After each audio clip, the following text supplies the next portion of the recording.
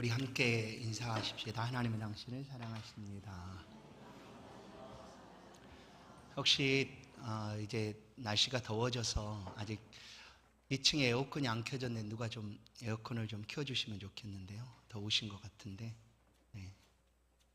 1층 켜져 있는데 2층 네 오른쪽 거 켜주시면 돼요. 거기 말고 오른쪽 거. 네.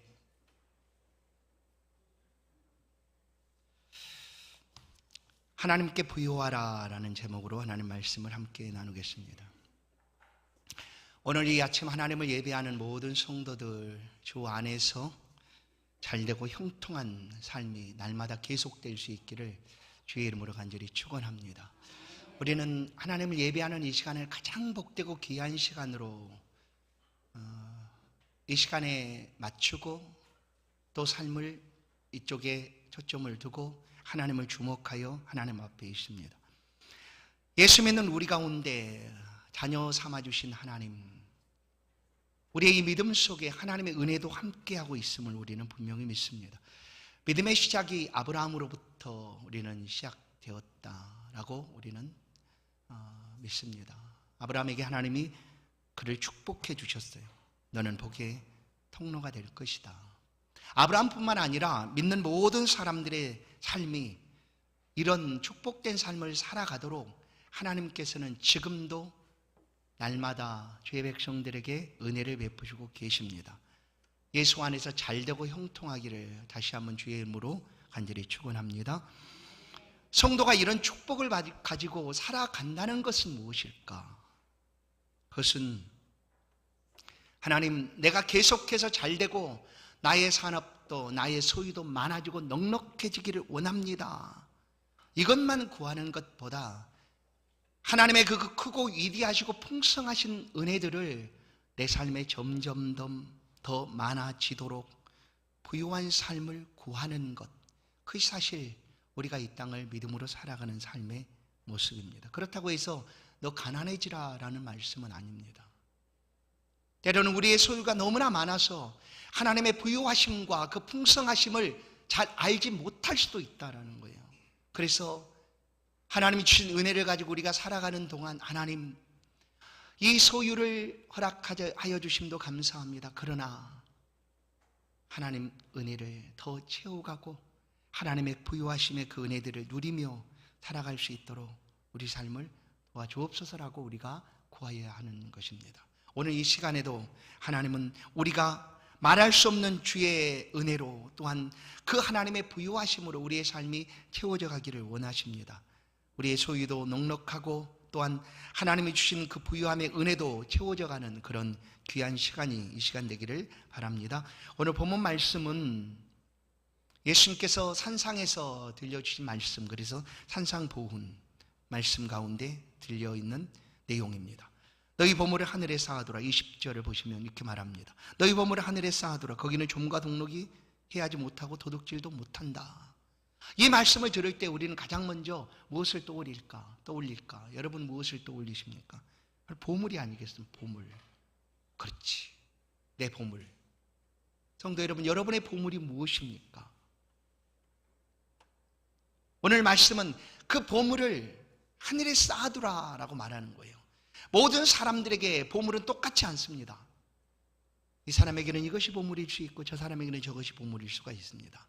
그러나 보물은 각각 개인적인 차이를 따라 다를지 몰라도 보물을 쌓아두어야 되는 장소는 한 군데다라고 우리 가운데 말씀하는 거예요. 보물을 어디에 쌓아둘 것인가? 바로 하늘에 쌓아두라라는 거예요. 여러분의 보물이 지금 어디에 있습니까? 그 보물이 하늘에 쌓여 있다면 이보다 더 큰 은혜가, 축복이 아닐 수 없습니다. 하늘에 쌓아두라는 것이 무엇일까요? 하나님을 위해서 쓰라는 거예요. 주의 나라와 영광을 위해서, 주의 교회를 위해서, 하나님의 영광을 위하여 내게 주신 은혜로 주신, 복으로 주신 내가 가진 너의 소유를 마음껏 사용하라는 거예요. 그것이 바로 우리의 보물을 하늘에 쌓아두는 것이다. 그런데 우리는 누구나 잘 알고 있습니다. 우리의 마음이 어디에 있을까? 보물이 있는 곳에 있죠. 혹시 그 보물이 잘 있는가? 도난당하지 않고 고스란히 잘 보존되고 있는가? 보물의 마음이 있는 것처럼 오늘 우리의 보물이 각각 다를지라도 그 보물이 하늘나라에 쌓아지고 있다는 것을 우리가 생각하고 믿음을 가지고 살아간다면 우리의 마음은 그곳에 있다는 거예요. 오늘 이 시간이 바로 우리의 보물을 하늘나라에 쌓아두는, 우리 안에 하나님의 부유하심으로 채워져 가는 그런 귀한 시간 될 수 있기를 간절히 축원합니다.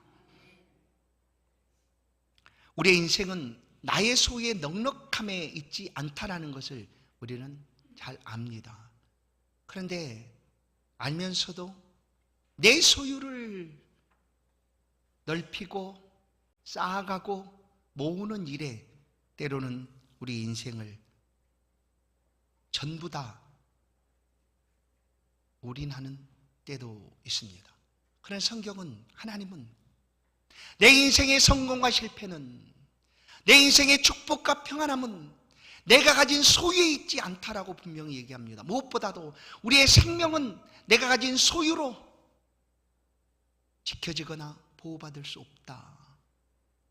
많은 소유를 가졌다 할지라도 내 생명을 그것이 평안함으로 또 지켜주고 보호할 수 없다라고 분명하게 말해줍니다. 어느 날 예수님께 한 사람이 찾아옵니다. 이 사람은 굉장히 부자였습니다. 부자한 사람이 예수님을 찾아왔습니다. 그리고 예수님께 구합니다. 예수님께 찾아온, 복음서에 찾아온 사람들의 모습을 보면 대부분 질병이 있어서, 병이 있어서 예수님 내 병 좀 고쳐주세요. 내가 보이지 않아요. 내가 걸을 수 없어요. 하는 그런 간절함을 가지고 찾아옵니다. 또 어떤 사람은 내 형제 중에, 또 우리 가족 중에 귀신에 사로잡혀 있어요. 제발 좀 정신이 온전하여지도록 하나님, 예수님 도와주세요 하고 찾아옵니다. 그런데 이 사람은 병의 문제도 아니고 귀신을 내어 쫓아달라는 문제도 아니었습니다. 들어보니 예수님, 저에게는 형이 한 명 있어요. 그런데 그 형이 아버지 유산을 통째로 다 가지려고 해요. 그런데 예수님 제발 형에게 좀 말씀 좀 해주세요. 나하고 동생하고 아버지 유산을 좀 나눠 가지라. 예수님 말해주면 아마 형이 들을 것 같아요. 그렇게 찾아온 거예요. 그래서 예수님이 그 얘기를 듣고는 말씀하며, 누가 나를 너희의 재판장으로, 너희의 물건 나누는 자로 세웠느냐. 예수님 그렇게 말씀하세요. 그리고 이 말씀을 하십니다. 누가복음 12장 15절.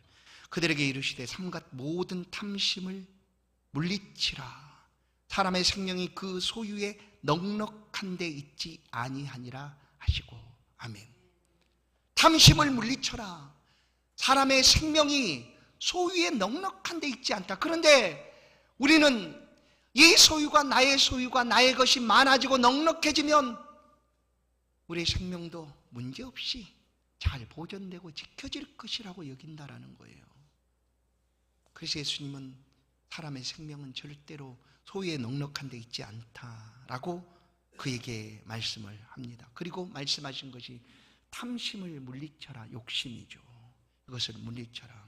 누구나 부유하기를 바랍니다. 누구나 삶이 풍족하기를 바랍니다. 하나님 안에서도 우리가 은혜 받고 축복받기를 원합니다. 그러나 때로는 너무나 많은 부유함이 우리를 평안함으로 축복으로 이끌어가는 기보다 오히려 독이 되고 해가 될 수도 있다는 것을 주님은 말씀합니다. 한 부자 청년이 예수님을 찾아옵니다. 오늘날도 마찬가지겠죠. 부자라고 해서 영생에 대한 관심이 없다는 것이 아닙니다. 그러나 별로 듣고 싶지 않아 합니다. 왜냐하면 그 부자 된 것이, 그가 가진 많은 소유가 그런 것에 별로 필요치 않다고 여기기 때문입니다. 이 부자 청년은 그런데 예수님 앞에 찾아왔어요. 다른 것도 아니고, 선생님 내가 어떻게 하면 영생, 오늘로 말하면 구원이잖아요. 내가 어떻게 하면 구원을 얻을 수가 있겠습니까? 얼마나 귀한 일이에요. 찾아왔어요. 그래 예수님이 기뻐 보시고 이 청년에게 말합니다. 그래 그러면 계명 지키면 된다. 계명을 지켜라. 말씀을 들려주는 거예요. 그러자 이 청년이, 예수님 그거요, 우리 집은 예수 믿는 가정이고 나는 모태로부터 예수를 믿는 사람이에요. 신앙생활한 모태 신앙이에요. 오늘날로 말하면 그런 거예요. 어려서부터 내가 이 율법 계명을 하나도 빠지지 않고 다 지켰습니다 라고 얘기하는 거예요. 그러니 예수님 나는 영생을 얻을 수 있네요 하는 거겠죠. 그래 예수님이 한 가지, 오히려 너에게 한 가지 부족한 것이 있다. 그것은 내가 가진 그 많은 소유, 그거 팔아서 좀 나눠주고 그 다음에 나를 따르면 참 좋겠다 라고 예수님 얘기합니다. 그러자 이 부자 청년이 예수님께 찾아 나온 것 자체가 너무나 귀한 일이에요. 많은 소유를 가졌음에도 어떻게 하면 영생을 얻을까 하고 예수님께 찾아왔으니까. 그런데 많은 소유 때문에 영생을 잃어버린 청년이 되고 맙니다. 예수님 그렇게 말하자 이 청년은 마가복음 10장 22절, 그 사람은 재물이 많은 고로 이 말씀으로 인하여 슬픈 기색을 띠고 근심하며 가니라 라고 얘기합니다. 자신의 그 많은 소유 때문에 하나님의 부유하심을, 하나님의 은혜를 그의 삶에 채우는 것을 놓쳐버리고 만 사람이에요. 근심하며 떠나갔다. 성도 여러분, 나의 몫에 내 소유가, 내 것이 내 안에 많아지면 상대적으로 작아지는 것이 있습니다. 뭐가 작아질까요? 하나님의 부유하심이 작아집니다. 우리 안에 하나님의 부유하심이 작아지게 돼요. 내 것이 많아지고 내 소유가 많아지고 내 몫의 것들이 가득 채워져 가면 우리 안에 하나님의 부유하심이 작아질 수밖에 없다라는 거예요. 모두 다 부유하기를 원하는데 때로는 이 내 소유의 부유함이 오히려 나에게 평안을 주는 것이 아니라 근심과 걱정과 염려, 또한 말할 수 없는 욕심으로 다른 사람들까지도 믿지 못하고 의심하는 그런 상황으로 우리를 이끌어갈 수도 있습니다. 욕심이 많아지면 어떻게 돼요? 다툼이 생기죠. 내 소유가 많아지면 탐심으로 인한 다툼이 더 커지게 됩니다. 우리가 굳이 말하지 않아도 알 수 있지 않습니까? 없는 사람, 가진 것이 없는 사람은 굳이 다툴 일도 없어요. 그거 가지고 나눌 일도 없으니까. 근데 소유가 많아지면 어떻습니까? 사회적으로도 대기업의 상속 문제로, 후계 문제로 막 다투는 일들이 많이 있지 않습니까? 사람의 욕심은 끝이 없다고 얘기합니다. 욕심은 끝이 없다. 끊임없이 욕심을 가진다는 거예요. 하나를 가지면 어떻게 해요? 이것으로 만족하고 이제 멈출 것 같은데 또 욕심을 부립니다. 한없어요. 그 욕심이 어디까지 올라가는가? 나도 하나님처럼 되겠다 하는 데까지 사람의 욕심은 한없이 올라간다는 거예요. 사람의 욕심은. 그래서 내 소유가 많아지면 나의 삶이 참 평안하고 좋아질 것 같은데 사실은 이 욕심으로 인하여 다툼과 어려움은 계속되고 있다.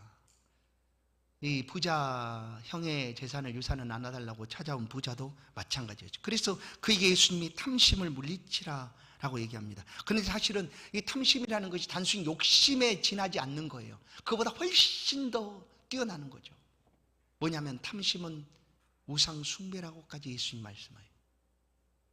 우상 숭배는 하나님은 가장 싫어하는 일입니다. 그래서 첫 번째 계명, 나 외에 다른 신을 섬기지 말아라.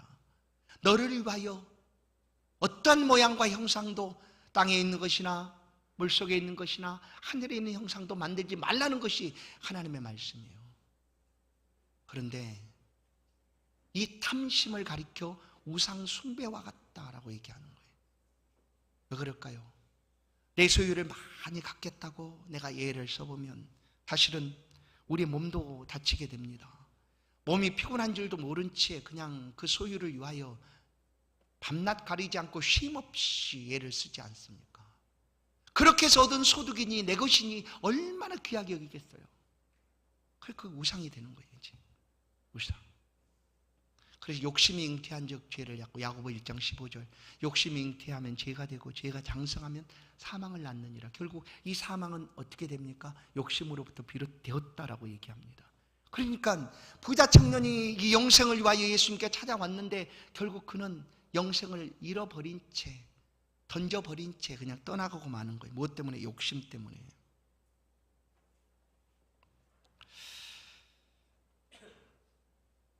소유가 많아지면 어떤 일이 벌어지는가 하면 좋은 일도 많겠죠. 없는 것보다 있는 것이 나으니까. 그러나 소유가 많아지면 점점 더 교만해집니다. 왜냐하면 더 이상 필요한 것이 없어요. 모든 것을 다 할 수 있는 넉넉함이 준비되고 있으니까.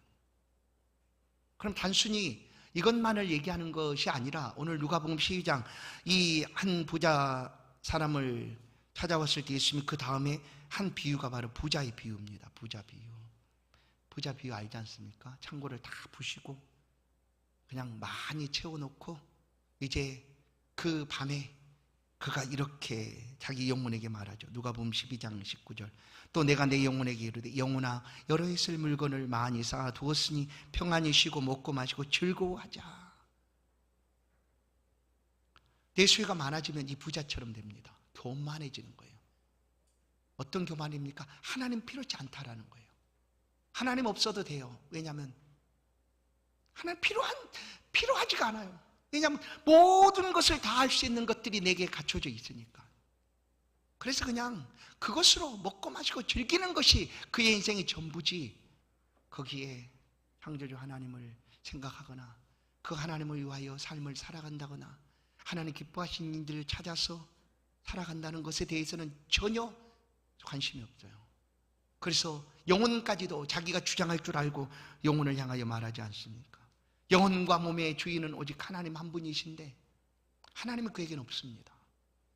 내 수요가 많으면 그렇다는 거예요. 오늘 이 시대도 그렇죠. 성경이 이미 약속하고 예언으로 말씀한 것처럼 돈을 사랑하며 일만하게 뿌리가 되는 시대예요. 그리고 그 돈이 결국 재물이 결국 하나님의 자리까지 높아지는 시대예요. 필요 없다는 거예요. 하나님도 필요 없어요. 모든 걸 다 할 수 있으니까. 이 돈이 전지전능, 재물이 전지전능, 내가 가진 모든 소유가 전지전능이에요. 그것만 있으면 다 할 것으로 여겨지기 때문에 하나님 필요 없다는 거. 얼마나 교만합니까? 하나님은 물론 많은 것들을 싫어하시지만 이 교만 또한 정말 싫어해요. 왜냐하면 우리는 교만할 수 있는 사람이 아니지 않습니까? 하나님이 만들어준 피조물인데 창조주 앞에서 어떻게 교만할 수 있습니까? 내가 안다고 한들, 내가 가졌다고 한들, 하나님이 없다고, 하나님 필요 없다고 어떻게 우리가 말할 수가 있습니까? 그보다 더 교만이 없어요. 사실 불신앙은 이 교만입니다. 교만. 하나님을 믿지 않는 거 교만이에요. 왜 교만이라고 할까요? 필요 없다고 얘기하니까. 하나님 필요 없어요. 나의 삶에 하나님이 필요치가 않아요. 나는 모든 것을 할 수 있어요. 내 가진 것 가지고 얼마든지 감당할 수 있어요. 그러니 필요 없어요. 교만이죠. 또 소유가 많아지면 좋은 것도 있지만 염려, 근심, 걱정이 계속됩니다.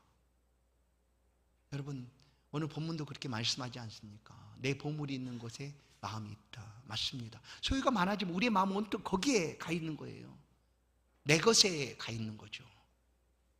그럼 혹시 누군가가 아주 선한 마음으로 내게 다가와서 살갑게 하면 이제 불안해집니다. 의심이 생깁니다. 혹시 저 사람이 나의 것을 가져가려고 나에게 저렇게 다정하게 다가오는가 하고 사람을 밀쳐내는 거죠. 뭐 때문에? 소유가 너무나 많아서, 그것이 사라질까 두려워서. 그러다 보니 거기에 온통 관심을 두고 염려, 의심, 걱정에서 벗어나지를 못하는 거예요. 혹시 이 말씀을 들을 때 성도 여러분 중에 마음에 생각하기를 나는 그래도 그런 염려, 근심, 걱정이 있어도 소유나 좀 많아봤으면 좋겠다 하시는 분이 계십니까? 그거 인생 망치는 일입니다. 그거 있으면 그냥 덜어내십시오. 왜냐하면 소유가 많아지면 우리에게 평안이 올 것 같지만 사실 하나님도 없고 또한 다툼이 계속되고 염려, 근심, 걱정으로 우리의 인생은 그냥 파괴될 수밖에 없다라는 거예요. 그래서 하나님은 오늘 내 보물이 어디 있느냐라고 묻고 있는 거예요. 성도 여러분, 여러분의 보물이 무엇인지, 여러분의 보물이 지금 어디에 있는지 여러분이 알고 있지 않습니까? 그것을 하늘에 두라. 하나님께 부유한 삶을 살아가라 라고 하는 거예요. 그래서 예수를 따르는 모든 사람들은 이렇게 시작을 했어요. 예수님 제자의 삶들을 보십시오. 그들이 예수님이 부를 때 그의 소유를 가지고 따른 것이 아니었어요. 있는 소유까지 다 내어버리고 예수를 따랐어요. 그들은 3년 동안 예수님과 함께 살아가는 동안 편안하게 쉴 집도 그들에게는 없었어요. 한마디로 월세집도 전세집도 없었어요. 그냥 예수님과 함께 이스라엘 다니면서 이곳에도 머물고 저곳에도 머물고 편안하게 함께 식사할 수 있는 그런 공간도 그들에게는 없었어요.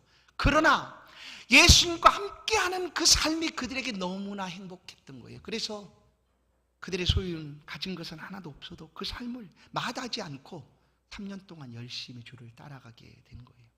예수님도 제자를 부를 때 내가 너희의 소유를 많게 해줄 거야 라고 초청하지 않았어요. 예수님 부를 때 뭐라고 불렀습니까? 너는 심령이 가난한 자는 복이 있다라고 얘기하잖아요. 심령이 가난한 자. 물론 이건 표면적으로 우리의 가진 것이 하나도 없다라고 말하는 것이 아니라 우리의 심령이 하나님이 없음으로 가난해진 마음이 필요하다라는 말이지만 예수님 우리를 부자 되도록 부르시고 있는 것이 아니었다라는 거예요. 그래서 예수님 오히려 누군가 너에게 속옷을 달라고 하면 걷어 주어라 라고 얘기합니다. 걷어 주어라. 있는 거 다 주어라 라고 얘기해요. 예수님의 제자들은 그렇게 예수님을 따랐습니다. 그래서 그들에게는 그들의 소유가 사실 없었어요. 그럼에도 예수님과 함께하는 그 삶이 너무나 행복했어요. 예수님과 함께하는 삶이 그들의 마음속에 점점 더 커진 거예요.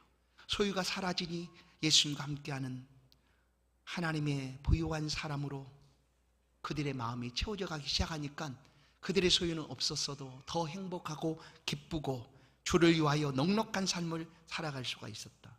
이 모습은 초대교회도 마찬가지였습니다. 예수를 막 이렇게 믿던 제자 후의 사람들, 초대교회 성도들도 복음을 듣고 그들은 그들이 있는 것들을 내려놓았어요. 아니, 소유를 나누어 주었어요. 전에는 내 것이라고 움켜쥐고 있었던 것들을 이제는 그들이 나누어 주었다라는 거예요. 사도행전 2장 45절, 또 재산과 소유를 팔았다. 재산과 소유를 팔아서 다른 사람들을 필요에 따라서 나누어 주었어요. 그러니까 보세요. 그들 안에 자신의 소유는 사라졌는데 사실은 그들 가운데 채워지는 것이 있었어요. 뭐냐면 하나님의 부유하심이 더 커져갔어요. 하나님의 부유하심으로 자기 것은 작아져도 전혀 걱정될 것이 없었어요. 왜냐하면 하나님의 부유하심이 점점 더 커지니 더 행복하고 기쁜 거였어요. 그렇게 초대교회 사람들은 하나님 앞에 신앙의 삶을 살아갔어요. 예수님의 제자 바울은 아주 뛰어난 사람이죠. 오늘날 스펙을 따진다고 하면 견줄 수 없을 만큼 뛰어난 사람 중에 한 사람입니다. 그의 출생도, 그의 가진 학문도, 배움도, 그리고 어디서 배웠는지도, 또한 율법으로는 흠이 없을 만큼 뛰어난 그런 사람이 바로 이 바울이었습니다. 그러나 다메섹에서 예수를 만나게 되고 예수를 믿게 된 거죠. 우리처럼 예수를 믿었어요. 믿은 다음에 그는 완전히 달라졌어요. 그가 그렇게 가지고 있었던, 그리고 그동안 채워왔던 내 것이라고 할 수 있었던 모든 스펙들, 내가 배웠던 누구에게 가말리엘 문화에서 배웠고 바리새인 중에 바리새인이고 율법은 흠이 없었던 그런 완전한 사람이었다라는 것까지도 그는 다 버립니다. 그래 빌립보서 3장 7절을 보면 그러므로 무엇이든지 내게 유익하다는 것은 내가 그리스도를 위하여 다 해로 여길 뿐더러, 아니 그냥 버리면 되지 왜 해까지 여긴가. 그 정도로 하나님의 부유하심을 그의 안에 채워가는 것이 좋은 일이었기 때문에 오히려 이것은 해로 여길 만큼 생각했다라는 거예요. 모든 것을 해로 여기면 내 주 예수 그리스도를 아는 지식이 가장 고상하기 때문이라. 내가 그를 위하여 모든 것을 잃어버리고 배설물로 여기면 그리스도를 얻고. 바울은 다 버린 것 같았으나 그의 마음은 가득 채워졌어요. 예수 그리스도로. 바울뿐만 아니라 예수를 믿는 믿음의 사람들은 이렇게 삶을 살아갔습니다. 제자들이 그렇게 삶을 살아가죠. 아무것도 없었어요. 그러나 그들 안에는 가득 차 있었어요. 그들의 있는 것을 구제하고 쓰고 나눠주고 빌려주었으나 그들에게는 아무것도 없는 것이 아니라 예수 그리스도로 가득 채워졌어요. 내 것이 작아지는 순간 하나님의 것은 점점 더 커지고 하나님의 부유하심으로 그의 안에 채워져 가고 있다는 것을 그들은 느꼈어요. 그래서 소유가 없어진다고 불안하거나 걱정하지 않았어요. 오히려 더 하나님 앞에 간절했고 더 하나님을 의지했고 하나님을 위하여 삶을 살고자 더 열심을 내었어요. 요한복음 3장을 보면 어느 날 베드로와 요한이 예루살렘 성전으로 들어갑니다. 들어가는 길에 정말로 연약한 한 사람을 만납니다. 그가 바로 평생 걸어보지 못했던 병자였죠. 그는 그 사람들 앞에 손을 내밀고 구걸합니다. 좀 도와줄 수 있으면 도와주십시오 라고 베드로 요한이 지나갈 때 손을 내밀며 구합니다. 그러자 베드로와 요한은 그들의 것이 없다니까 아무것도 없었어요. 그런데 당당하고 능력 있게 선포하고 외치며 그 안에 있는 것들을 그들에게 내어줍니다. 그에게 내어줍니다. 요한복음 3장 16절. 베드로가 이르되 은과 금은 내게 없거니 없어요. 은과 금은 없어요. 그러나 내게 있는 것을 내게 주노니 나사렛 예수 그리스도의 이름으로 일어나 걸으라 라고 선언합니다. 그래서 그 사람은 즉시 일어나 걷습니다. 손을 잡아 일어나 일으키니 걸었다. 이 제자들은 은과 금이 없어요. 예수님도 제자들을 보낼 때 너희는 너희 주머니에 은이나 금이나 두보릇도 가지지 말라고 했어요. 그들의 것이 없었어요. 그런데 없지만 하나님의 부유하심으로 가득 차 있었어요. 그것이 바로 예수 그리스도의 이름이고 하나님 나라였고 복음이었습니다. 그래서 누군가가 그들에게 요구할 때, 구할 때 제자들은 자신 있게 당당하게 담대하게 선포하고 외친 거예요. 내게 있는 것으로 내게 주노니. 성도 여러분, 오늘 여러분의 보물이 무엇입니까? 여러분의 보물이 무엇입니까? 그 보물이 지금 어디에 있습니까? 하나님은 우리가 이 땅을 어떻게 살았는지, 얼마나 많이 가지고 살았는가 우리를 평가하지 않으세요. 하나님 평가하시는군요. 얼마나 많이 주었는가입니다. 내가 얼마나 많이 내 것을 소유하고 가지고 있었는가. 야, 너 세계 제1의 부자구나. 대한민국의 최고의 부자네. 가진 것이 그렇게 많아. 너 정말 대단하다. 나도 박수 쳐줄게. 너 대단해. 하지 않으신다는 거예요. 내 것은 비록 없어도 하나님의 부유함으로 가득 차 있는 사람, 그 사람은 하나님이 기억하시는 거예요. 오늘 성도 여러분, 이 시간 다시 한번 우리 안에 하나님의 부유함으로 채워가십시다. 그것이 무엇일까요? 우리가 보물처럼 여기는 것들, 그것으로 우리 안에 채우십시다. 방법은 이거예요. 내 보물을 하늘에 놓는 거죠. 하나님께 두는 겁니다. 하늘에 쌓아두는 겁니다. 그러면 내게서는 없어졌으나 결국 그것은 하나님의 부유하심으로 우리 안에 채워져 간다라는 거예요. 내가 내 소유의 넉넉함에 만족하지 않고 하나님이 채워주신 부유함을 바라보고 소망하면 우리는 이 땅을 선한 청지기의 삶을 살아갈 수가 있습니다. 우리는 고백하지 않습니까? 내게 있는 건 내 것이라고 고백합니까? 내게 있는 모든 것은 하나님께서 주신 것이다라고 성도들은 고백합니다. 그래서 은혜다라고 얘기하는 거죠. 나의 나된 것은 은혜로 된 것이다. 그렇게 우리는 고백합니다. 그것이 뭘까요? 그것이 바로 하나님의 부유하심을 가지고 청지기처럼 이 땅의 삶을 살아가는 모습입니다. 성도 여러분, 하나님의 부유하심이 우리의 마음과 심령 속에 가득 채워져 가기를 간절히 축원합니다. 모세는 이 부유함으로 가득 찼던 사람입니다. 애굽의 모든 보화보다 그리스도를 위하여 살아가는 삶이 더 복되다 여기고 애굽의 모든 것들을 뒤로 하고 하나님의 부유하심을 따라서 살았던 모세입니다. 구약에서는 알 수가 없죠. 그러나 신약 히브리서를 보면 이 모세의 모습을 우리는 볼 수가 있습니다. 히브리서 11장 26절, 그리스도를 위하여 받은 수모를 애굽의 모든 보화보다 더 큰 재물로 여겼으니, 그리스도를 위하여 살아가는 그 삶이 나의 보물이다라고 여겼다는 거예요. 애굽의 모든 보화보다, 이 땅의 나의 모든 소유물보다 주 예수 그리스도를 위하여 살아가는 삶이 나의 보물이다라고 여기고 인생을 살아갔던 모습입니다. 그리고 말하죠. 상주 싣는 일을 바라보았습니다. 성도 여러분, 하나님 우리를 그렇게 기억하십니다. 내게서는 없어져도 사라지는 것 같아도 주를 위하여 하늘에 쌓아두는 그 보물은 하나님 나라에 차곡차곡 채워져 하나님의 부유하심으로 가득 찬 사람이다. 하나님 기억하신다라는 거예요.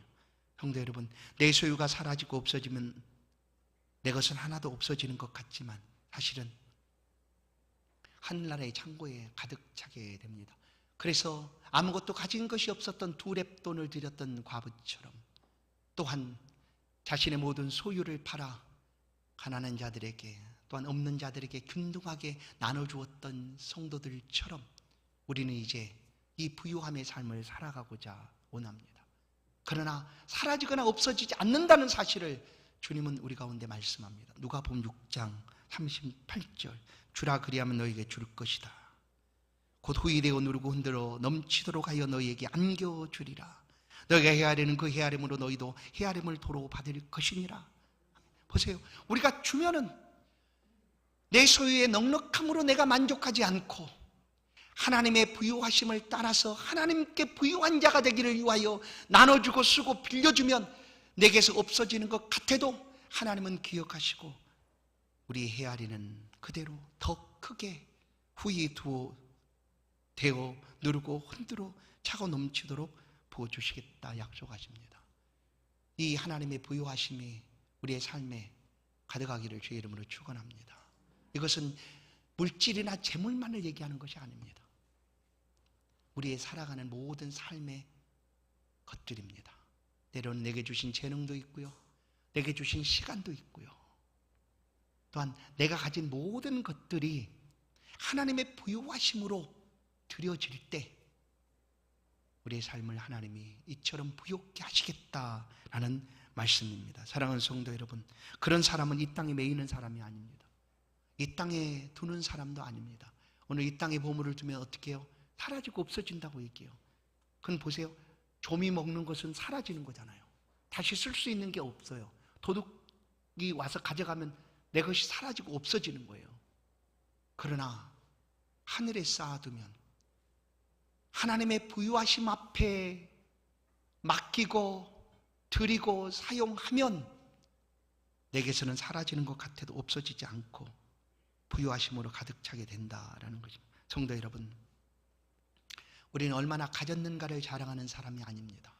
얼마나 주었는가, 얼마나 나누었는가, 얼마나 베풀었는가 하는 것으로 하나님 앞에 살아가는 사람들입니다. 하나님께 부유하기를 주의 이름으로 축원합니다. 내 소유의 넉넉함으로 만족하지 마시고 우리 안에 하나님의 부유하심으로 가득한 그런 삶이 될 수 있도록 이 말씀을 붙잡고 믿음으로 살아가는 저와 여러분의 신앙이 될 수 있기를 간절히 축원합니다. 하나님 감사합니다. 우리를 부르시고 또한 하나님의 자녀들에게 반드시 축복하실 뿐만 아니라 은혜를 베풀어 주시는 하나님을 우리가 믿습니다. 베풀어 주신 것들을 가지고 또다시 하나님의 부유하심을 따라 하나님께 부유한 자의 삶을 살아갈 수 있도록 도와주옵소서. 내 것이 사라지고 없어지는 것 같은 삶을 우리가 만날지라도 사라지고 없어지지 아니하고 하나님께 부유한 자로 하늘나라의 창고에 채워져 가고 있음을 우리가 기억합니다. 수고 빌려주면 하나님이 차고 넘치도록 우리 헤아리는 것보다 더 크게 베풀어 주겠다 약속하신 하나님, 예수를 믿는 주의 백성들의 삶에 넉넉한 은혜도 베풀어 주시되 하나님께 부유한 자의 삶을 기쁨으로 살아가는 우리 모두가 될 수 있도록 은혜를 베풀어 주옵소서. 예수 그리스도의 이름으로 기도하옵나이다. 아멘. 찬송 438장